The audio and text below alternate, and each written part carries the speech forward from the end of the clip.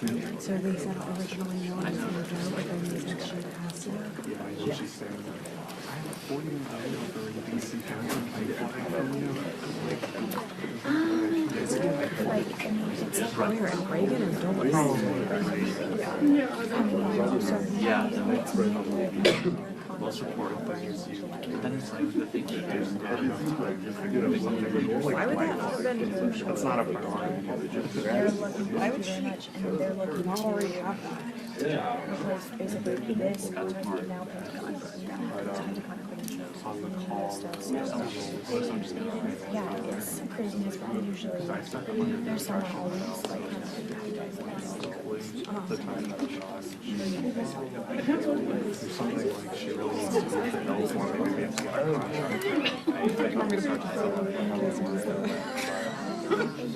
That's right. I already have that contingency prepared. okay. Because I'm just gonna rephrase in extremely general terms.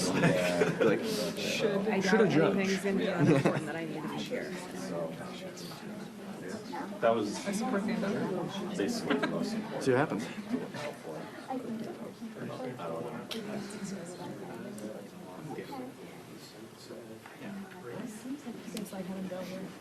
Yeah, I might give Garrett him up to speed on that. Yeah, that's probably a good idea. We were out to California last week. I swear he was on TV, and we were like in the little press box in the middle of the plane. It was just Bill's face. That you, like I felt like every 5 seconds it was just him, and I'm like, keep crushing it.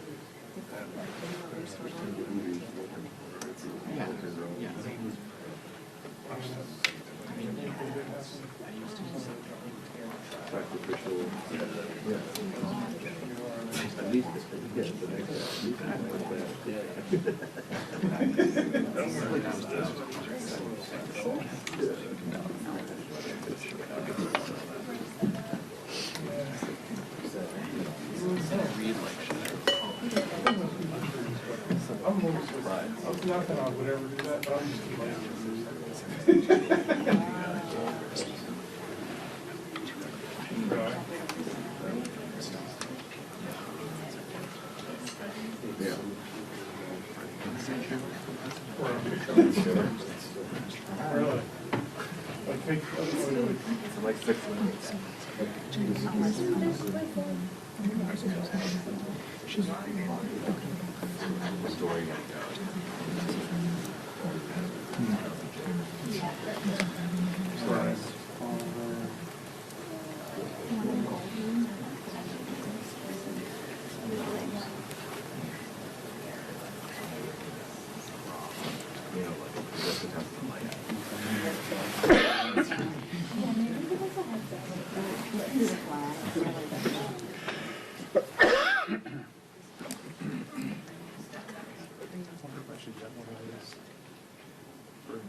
Are we allowed to have one?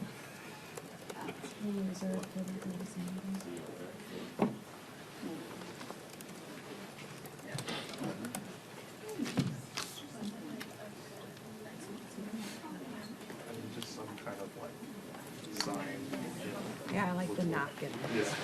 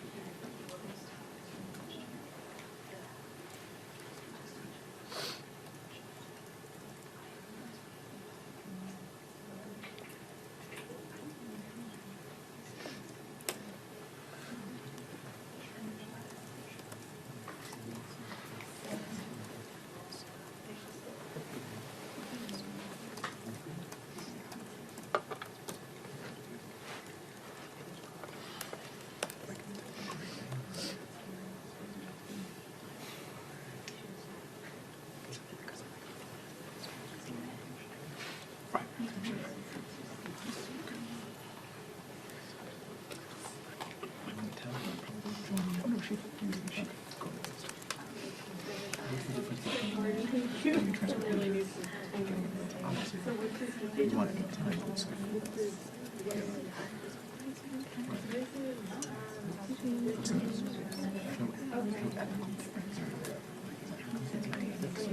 it's like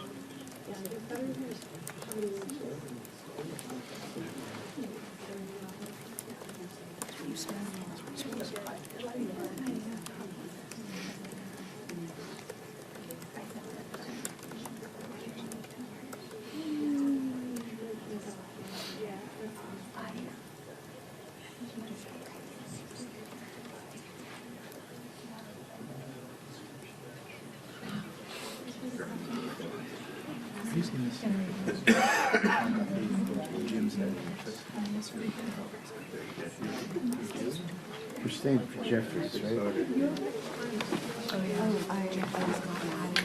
Right after. Oh, not Jeffrey.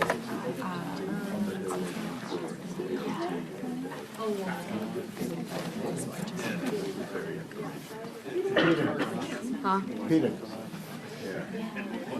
Well, most of it is, 10:45 after.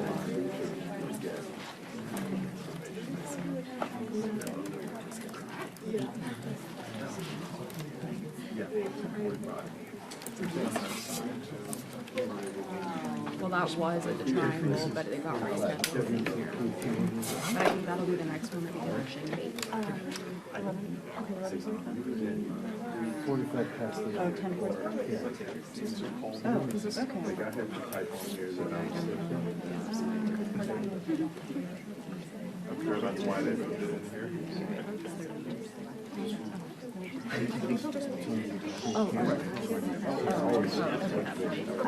I don't. Yeah, there's a 10:30, there's a 10:45 in here, and then there's a 2 Triangle. But I don't think I want to do that, 'cause I'll be. Okay, yeah.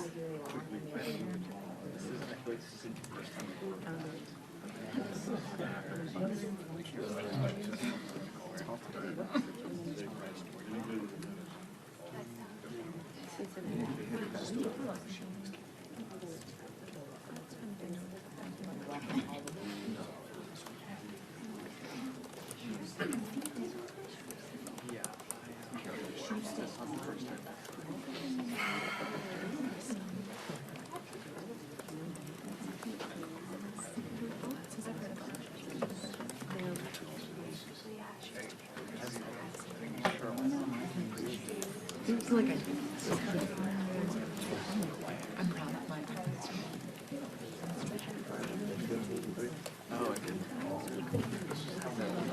Never had a blog. We've had a minute. It's kind of crazy.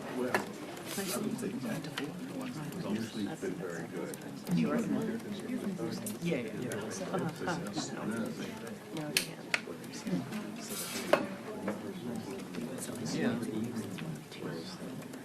Yeah. Yeah. Right. Oh. I don't know why anyone in the room on those. So, yeah. I've been there, it's awful.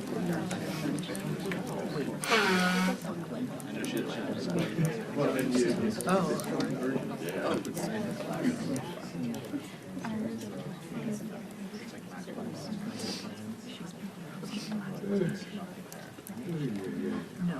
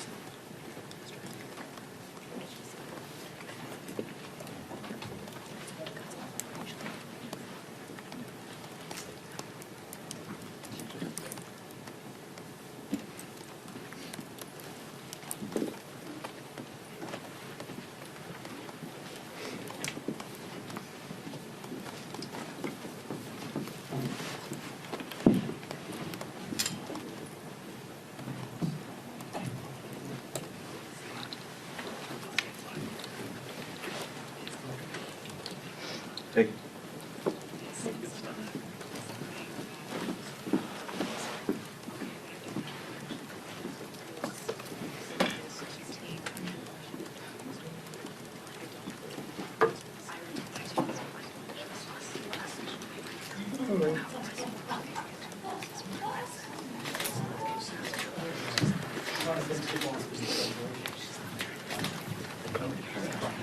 I didn't bring my box today.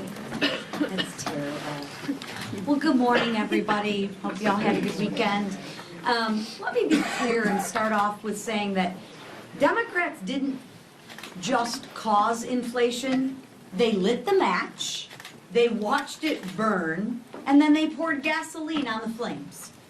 They buried families under regulations, spent trillions on pet projects, and railed against American paychecks to appease who? Their radical base. And Americans will never forget who did that, because we will continue to remind them.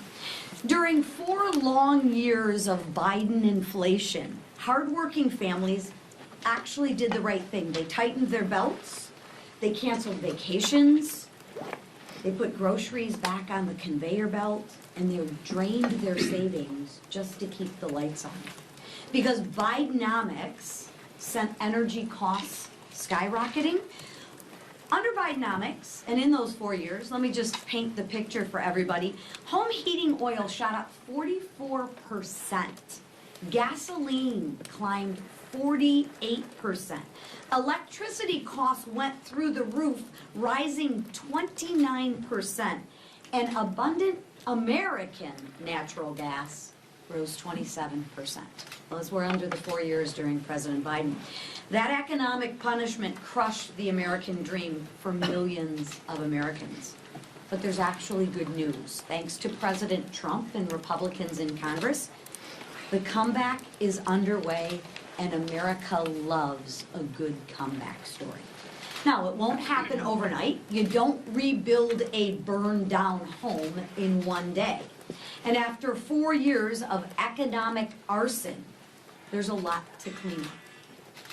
But House Republicans are here with the fire extinguisher. We are rebuilding the economy that working families can afford, and so that working families can thrive again. This week, we're laser focused on passing legislation that actually lowers costs. And guess what? It's already working. Gas prices are at a 4-year low.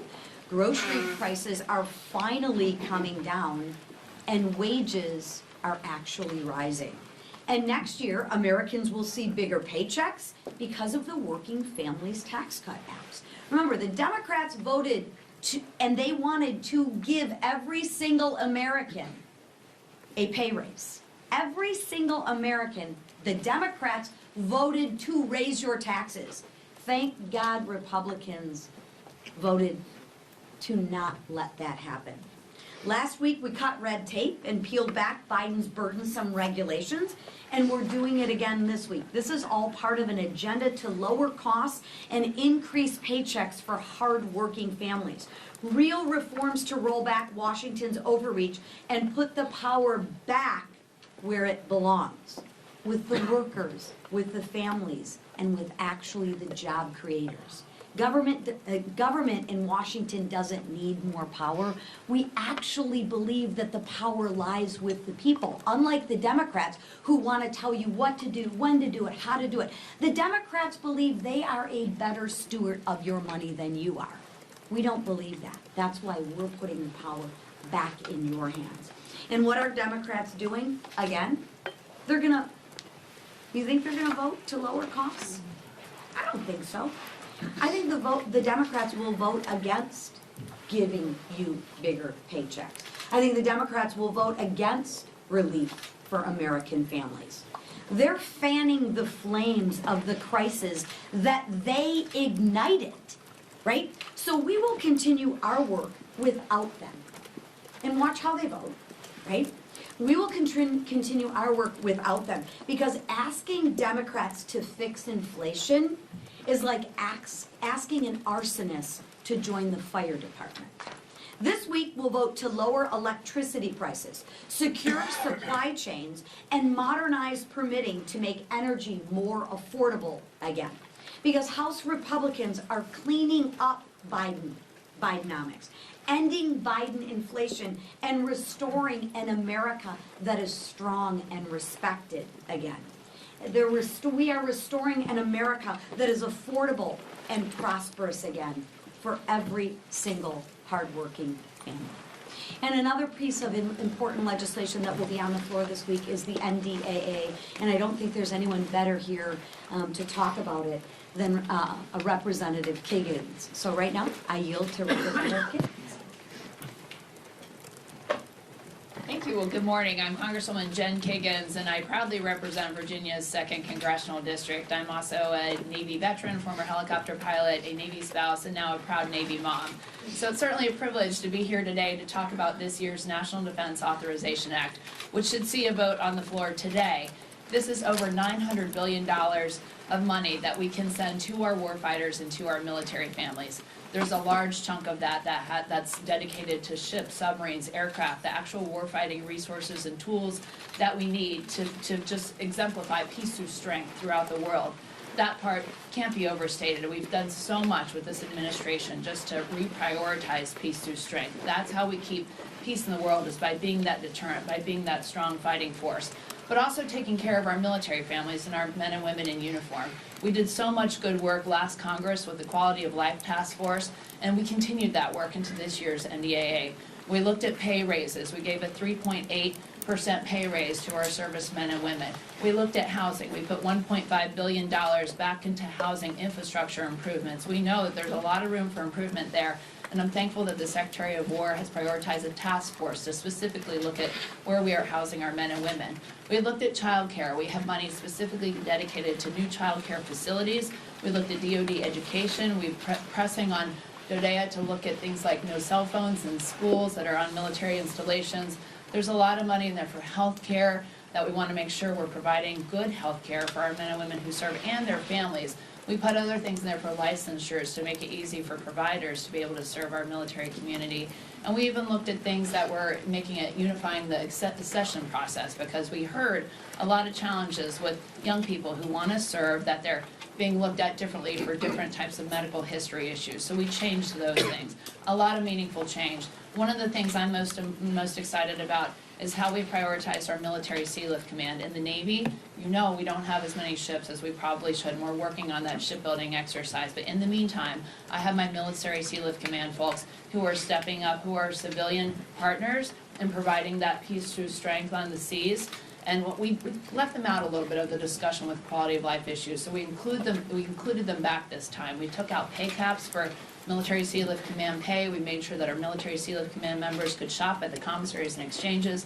We're protecting our commissaries, making sure that they are available and there for our military families. So a lot of good things to take care of the people who serve, but then also that technology integration piece, the contract awarding, the procurement acquisition reform. We've done many good things to the tune of over $900 billion. So it's a privilege to have been a part of the team that put that together. It's a mission that we all share here in Congress on both sides of the aisle, of taking care of our military and making sure we remain the greatest in the world. Thank you so much. And with that. Thank you, Jen. Fraud, fraud, and more fraud. It seems like every day there's a new discovery of stolen taxpayer dollars in my home state of Minnesota. And who is smack dab in the middle of it? The self-acknowledged liar, incompetent, failed governor, and failed vice presidential candidate Tim Walz. But with the world now watching, Walz can no longer hide from accountability. I want to thank President Trump and his all-star administration for pursuing justice for the hard-working taxpayers of my state of Minnesota. Secretary Noem, Secretary Besson, Secretary Duffy, FBI Director Patel, Administrator Loeffler, Dr. Oz, Stephen Miller, Border Czar Tom Homan, and even more in the Trump administration have sounded the alarm and taken action finally. On behalf of the people of Minnesota, thank you. In addition to exposing and eliminating rampant waste, fraud, and abuse, President Trump and House Republicans are delivering on our promise to restore affordability and opportunity for the American people. With legislation to streamline permitting, unleash American energy, and increase opportunities for Americans to invest in their futures, we're working to lower costs, support American jobs, and spur business innovation. In particular, the nonpartisan INVEST Act, led by Congresswoman Ann Wagner, is going to cut bureaucratic red tape. It's going to empower small businesses in this country and entrepreneurs, and give Americans more freedom to invest, build wealth, and save for the future. This will be another great week for America First Wins. And with that, I yield to our leader. Thank you, Whip, and really appreciate the work that the whip has done to remind everybody about the fraud that was going on in Minnesota for years. It's finally getting, I think, more coverage, not as much as it deserves, but alarming that so much of that was going on right under the nose of Governor Walz, and the brutal waste of taxpayer dollars. We're going to continue, as President Trump is this week, to focus on affordability and lowering costs. You saw President Trump go to Pennsylvania yesterday to talk about a number of the things he's been working on in his administration and working with Congress to lower costs for families. But it's important to remind people what he inherited and what was going on in this country under the Biden administration for 4 years, when you saw prices skyrocketing, energy costs skyrocketing, interest rates skyrocketing, and Democrats in Congress never cared about any of that. They let it happen. They looked the other way over and over again. An open, porous southern border that President Trump not only said he would fix as a candidate, but now has fixed as President of the United States. And when he talks about the things that he's doing to lower inflation, we're finally seeing some relief, but we're going to continue working to lower costs for families. And it's something that is not only important to President Trump, it's important to this House majority. You know, we talked a lot about health care in these last few weeks here at this podium, but our committees have been working on very serious proposals, all focused on lowering costs for 100% of American families.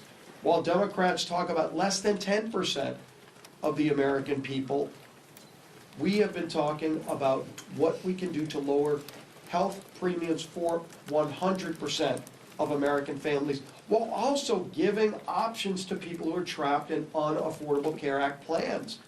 Where Democrats want to keep them trapped, we want to give them options. And so we've been working and meeting with different caucuses within our conference for weeks. The committee chairs have been talking about the very specific bills. We've been meeting and getting ideas from a lot of our members who have great, passionate ideas on health care. The Doctors Caucus, doctors who practiced medicine in the private sector and then came to Congress. They still have great ideas about how to restore the doctor-patient relationship that Obamacare broke. So many things about health care that the Affordable Care Act just destroyed, starting with the title of the bill. Nothing is affordable about the Affordable Care Act, and Republicans want to fix that. And so what we did today in our conference just a little while ago has had a really productive discussion about all those ideas that the committees have been working on, not just ideas, actual bills. And we are now focused on bringing a number of those bills to the floor next week that we have consensus on. There are still some areas that we don't have full agreement upon, and we're going to keep working on those.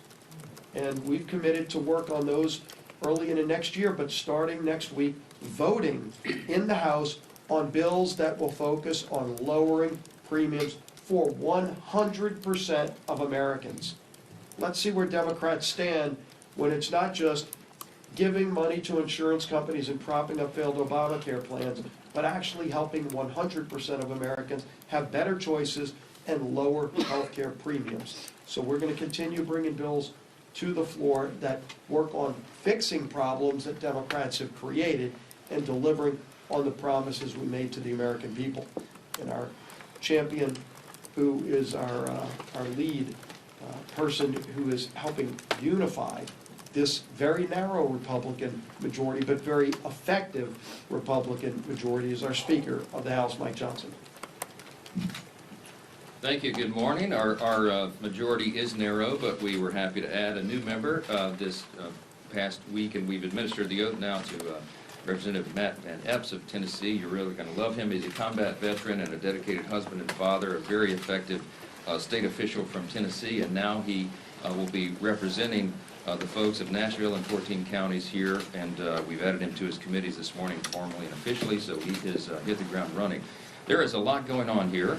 We wanted to talk with you about some of those things this morning, and I'm so grateful for this leadership team for giving you the report so far, and for Representative Kiggins, who is an extraordinary member of Congress, as you know, a decorated veteran and somebody who's so committed to our nation's defense and our military servicemen and women and their expertise and all these things have been so greatly appreciated. We're glad to have her this morning. Now, look, we've had one of the most consequential, most productive, most successful Congresses in the history of this institution, the 119th Congress, in spite of those small margins. The Republican majority has been working in lockstep with the Republican majority in the Senate, even though that one's small as well, and of course with our strong Republican president and his administration. And the results of that cannot be questioned. And I see this false narrative right now, oh, they haven't done enough. Oh, pray tell. Listen, the Working Families Tax Cut, big beautiful bill, took about 6 months of the first part of this Congress to put together because it was so consequential and so comprehensive. And there are so many things in that bill that our members are going to be so excited to go and run on and talk about in the upcoming election cycle, because we inherited an absolute disaster from the Biden administration. Virtually every area of public policy was decimated, and we had to rebuild from the ground up in many of these places and make all sorts of changes and reforms to get America back again, and we did. And we put it all in this one landmark piece of legislation that will have consequences for generations, and it will be seen and written by history to be one of the biggest things that Congress has ever achieved. And among those things was an approach to beginning this affordability agenda, because remember, we inherited massive inflation from the previous administration. It's no secret affordability is a flashpoint, right, in recent weeks, and we had 4 catastrophic years of Bidenomics that we inherited. The Biden administration spent like drunken sailors, and they attempted to tax and regulate their way to prosperity, and we all knew when they were doing it that it would not work. It had exactly the opposite effect. The result was inflation skyrocketed, gas prices reached record highs, homeownership declined, credit card debt increased, all those things that everybody felt and they're still feeling now. Now, the American people gave us a mandate in the election. The president won the Electoral College soundly. He won a big majority popular vote. We got the highest vote total for House Republicans in the history of this institution, and they charged us to go fix this. We began that process with a big, beautiful bill, and we have never let up on the accelerator. We keep it going, day by day, week by week, notching away at this, trying to fix everything that the previous team broke. And now, I wish we could flip a switch right after the election and make it all go away, make it all right. But you know that's not how the economy works. It takes some time to implement new policies and root out the bad things, and that's what's happening. It is a fact that the Biden administration and their Democrat enablers in Congress, we cannot forget, wrecked the U.S. economy. That's what happened, and we had to take it over in January. This is why Democrats' newfound claims about affordability are just patently absurd. Okay, here are the facts, and you know this. Many of you don't write about it, but these are the facts. They're undisputed. They broke the economy, and now they want to lecture to the American people about affordability. They opened our borders, and now they want to lecture to the American people about immigration border enforcement. They broke the American healthcare system. They caused premiums to skyrocket, and now they have the audacity to tell Republicans that the only way to save it is to throw hundreds of billions of dollars to health insurance companies, which would merely fuel a system that is rife with fraud, waste, and abuse. You cannot be an arsonist and a firefighter at the same time. That's the message for the Democrats. Let's be very clear about one thing. When the Democrats talk about health care affordability, okay, this catchphrase that they have, they are talking about one thing and one thing only. They are talking about continuing handouts to big insurance companies. They have no ideas, they have no desire to fix the broken system they created. They just want to subsidize it. And subsidy is a big word. It means they're taking taxpayer dollars and funding a broken system. That is their entire affordability agenda in a nutshell. This agenda does not lower health care costs. All it does is hide the cost of the failed law, which we assume is the point. And their proposal, which is a 3-year extension of these enhanced subsidies, the Democrat COVID subsidies that they created, that they put the expiration date on for this December, that proposal to extend that for 3 years is devoid of any reforms to clamp down on the rampant waste, fraud, and abuse, and it continues to provide taxpayer-subsidized health care to Americans who are making hundreds of thousands of dollars in annual salary. It doesn't make any sense. Now, you heard Whip Emmer and Leader Scalise reference the massive fraud that's just been uncovered in the last week or so in Minnesota. We know that this has been going on around the country in these deep blue states, and now the evidence is starting to come forward. It's staggering. It should upset. It should anger every American. This is where their dollars are being wasted. and abused. A new report by the Government Accountability Office, which I haven't seen too much written about yet, you should look into that, it is an eye-opener as well. It makes clear why it would be a dereliction of duty to just extend subsidies without massive reforms to them, okay? Over the last 2 years, this is investigators at the Government Accountability Office, okay? They submitted 24 fraudulent applications for the ACA subsidies, the Unaffordable Care Act subsidies, Obamacare, okay? Of the 24 fraudulent applications that they created intentionally to just see what would happen, 23 of them were approved. These applications were completely fraudulent. The investigators did not submit any Social Security numbers, citizenship documentation, or reported income documents. And 23 of the 24 applications were still approved. 18 of those, by the way, are still receiving coverages they were as of September of this year. That means the Obamacare exchange and insurers didn't verify any of the information they were supposed to under the law, and they proceeded to pay tens of thousands of dollars to insurance companies for people who do not exist, okay? The GAO report also found that 29,000 Social Security numbers in 2023 and 68,000 in 2024 were used to receive more than 1 year's worth of insurance coverage. In other words, multiple people were utilizing the same Social Security numbers to openly defraud the American taxpayers. The GAO also found that more than $94 million was sent to insurers on behalf of dead people, okay? This is the system that Democrats in Congress want to extend without reform. It's unbelievable. Listen, these are undisputed facts. The Democrats broke America's health care system when they gave us the Unaffordable Care Act, Obamacare, 15 years ago. Remember all the promises? Some of y'all were here. The average premium and the average family is going to go down $2,500 a year. You're going to be able to keep your doctor. You're going to love this system. None of that was true. In fact, it's the opposite. And premiums have risen because they broke the system dramatically over that time. In some areas, as much as 70%, and some over 90%. And those things are still on a trajectory to rise further. Now, what are we going to do about that? The Democrats had a chance to vote to make life more affordable earlier this year in the Working Families Tax Cut, big beautiful bill, and they blew it. The House version of the bill, you may remember, included cost-sharing reductions. We passed that out of the House, we sent it to the Senate, and what that would have done is would have lowered premiums for the average American family by over 12%. Democrats fought to strip that out of the bill. Every American watching today should remember that. The Democrats had a chance to actually lower your premium 6 months ago, but they refused because they wanted to keep health care as a political football. They do not want a solution. They want an issue. That's what this is about. They used the American taxpayers, they admitted themselves during the longest shutdown in U.S. history a few weeks back, as leverage in this cynical political game. So in the coming days, what you're going to see is the other party, the Republican Party, continuing to do the important work that we've already begun to actually lower the cost of health care and reduce fraud, and we hope Democrats will join us in those efforts. There are two parties in this town.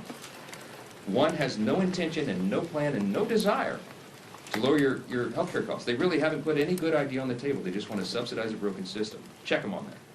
The Republican Party, on the other hand, is already demonstrating that we know how to do this. We're not just talking about it, we've done it. In the Working Families Tax Cut, you will remember, in the Medicaid reforms, we went after program integrity. We didn't change the substance of Medicaid, as they've claimed falsely. We went to program integrity. Why? Because we owed that to the American taxpayers. We got ineligible recipients off of Medicaid, and we cut out the fraud, waste, and abuse. And the CBO said they've calculated it saved $185 billion for American taxpayers and reduced premiums. We reformed it to strengthen Medicaid. Those same principles are going to guide us in the months, in the weeks, the days and weeks and months forward. As Leader Scalise noted, we have some low-hanging fruit. We have some things that every Republican agrees to. Democrats won't. Remember, they don't actually want to fix this problem. But you're going to see a package come together that will be on the floor next week that will actually reduce premiums for 100% of Americans who are on health insurance, not just the 7%. Remember, the COVID-era subsidy only covers 7% of Americans, and it was passed and extended without any reforms at all. It would only reduce their premiums by 4%. So they're using that as a red herring. The overall system is broken, and we're the ones that are going to fix it. You will see that laid out. Thanks to the good work of Chairman Cole and all of our appropriators, we have our appropriations process that will be going forward as well. We're moving those through the regular order process, and that's the way it's supposed to work. So you'll see many of those going through the process, and we think we can get it all wrapped up by the end of that deadline on January 30th. And you'll see that process continue over the days and weeks ahead as well. I will say this again, this Congress has been the most productive and successful in the modern era, and I think I think you can make an argument one of the top 5 of all time. You've heard me say that. Look at the evidence and the facts, don't listen to the talking points. This team has delivered with small margins what the American people asked us to do, and what we promised we would do. And that work has just begun. It will continue in earnest all the way through the end of this year as we sprint through the end of this calendar year and we start the new session in January. We never take our foot off the gas. So with that, take a few questions. Speaker Johnson, do you intend to advance pro-life provisions in your health care package, such as Hyde amendments for whatever you advance? Well, look, it's an important principle. The Republicans always stand by the Hyde provisions. It's been a tradition in our law forever.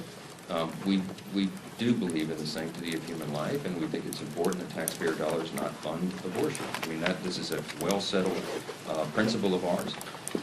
So this week, as we go forward, we're gonna do a lot of things on the floor, and we always keep our fundamental principles in mind. Let me tell you just some of these things this week. I mean, some of this has been mentioned, but real substantive things coming to the floor.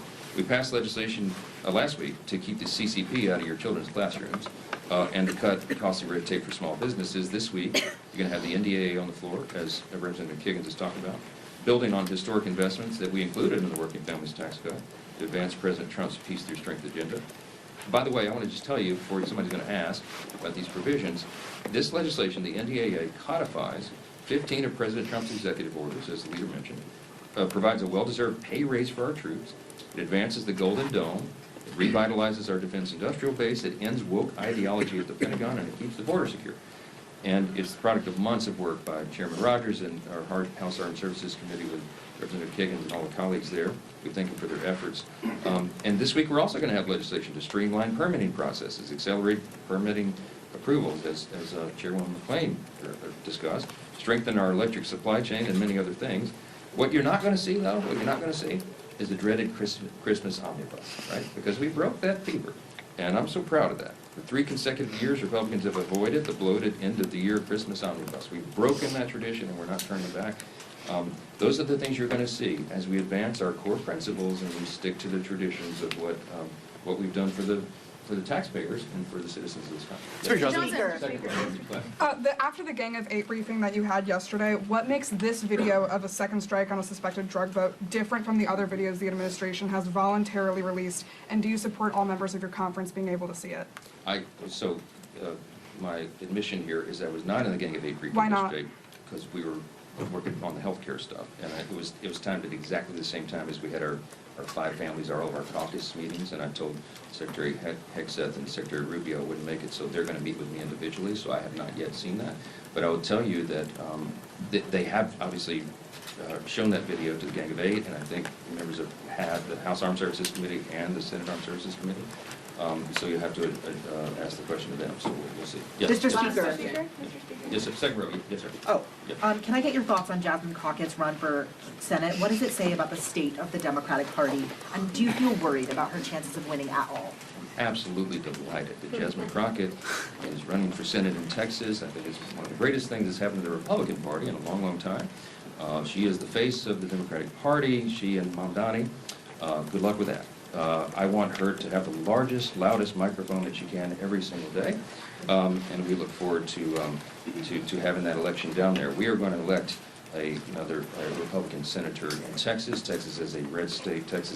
People of Texas are common sense Americans, and what Jasmine is trying to sell will not be purchased by the folks of Texas. Why Speaker Johnson. polling so Speaker high? Johnson. Thanks. On Judge Neil Johnson, when will you be meeting with Secretary Hegseth and Secretary Rubio?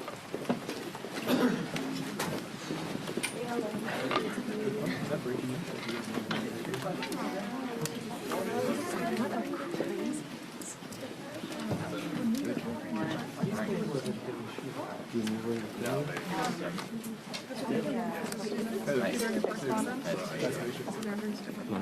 Hi, good morning. Wow. How are you? Did you just friend. text me? No, I did not. Still there. Wow, you're really mean to me. What? I'm gonna come right back. Why?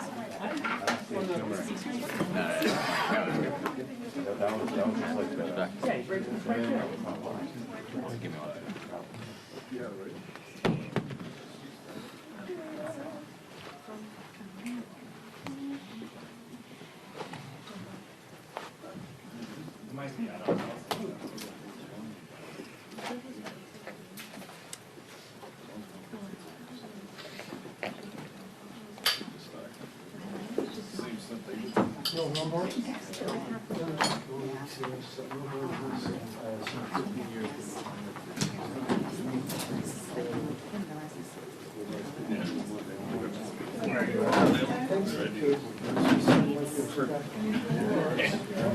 It hasn't worked since we've been trying it for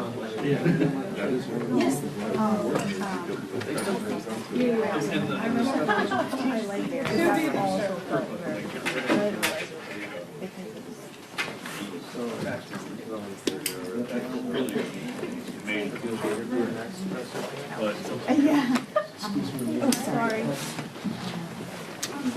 What is it? It's the greatest thing to happen. Yeah, I think so. I think so. He said it's the greatest thing to happen. It's like Republican Party in a wall. I can pull it up right now. It won't cover it. The greatest things. Good luck. The money is in your hands.